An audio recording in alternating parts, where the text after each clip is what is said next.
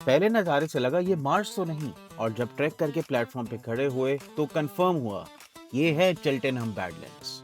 Hello दोस्तों, मैं तलाल, आपका ट्रैवलिंग सेल्समैन जो करता है थोड़ी मस्ती बट अल्टीमेट बदचोदी। शाम का सीन था, गाड़ी चल रही थी आराम आराम से और दोनों तरफ बस ग्रीनरी का नज़ारा। धीरे धीरे बोर्ड्स और साइन ने बताना शुरू किया कि हम करीब हैं, और जैसे ही पार्किंग लॉट में घुसे क्लियर हो गया कि असली शो तो अब शुरू होगा, चेल्टेनहम बैडलैंड्स। यहाँ सिक्योरिटी ने बोला कि पहले टिकट यूज हो चुका है।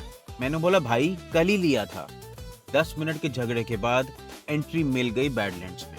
पार्किंग लॉट से निकलते ही ट्रेल मैप ने हमारा वेलकम किया और वहां से शुरू हुई हमारी छोटी सी ट्रैकिंग की कहानी।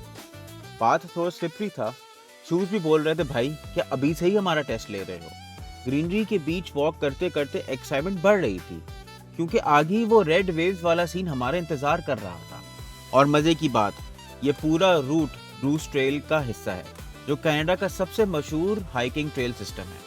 मतलब एक तरफ ट्रैक का मजा, दूसरी तरफ हिस्ट्री और ज्योग्राफी का फ्री कॉम्बो।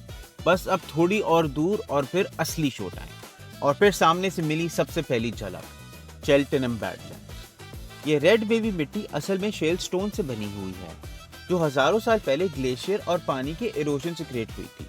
मतलब एकदम नेचुरल मास्टरपीस जिसको देखकर लग रहा था कि जमीन ने खुद अपना एब्स्ट्रैक्ट आर्ट बना दिया हो। प्लेटफॉर्म पे खड़े होकर मैंने फुल एंजॉय किया। एक तरफ फोटोज क्लिक कर रहा था, दूसरी तरफ बस खुद ही एडमायर कर रहा था कि कनाडा के बीच ऐसा डेजर्ट स्टाइल कैसे मिल गया हमें। हर एंगल से लग रहा था जैसे पोस्टकार्ड की शूटिंग चल रही हो। और वहां लगे साइंस भी एकदम इंफॉर्मेटिव थे। बताते हैं कि बैडलैंड्स फॉर्म कैसे हुए, पहले कौन यहाँ सेटल हुआ था और अब इसकी प्रोटेक्शन कितनी जरूरी है। मतलब सिर्फ व्यू नहीं, एक पूरी स्टोरी मिली।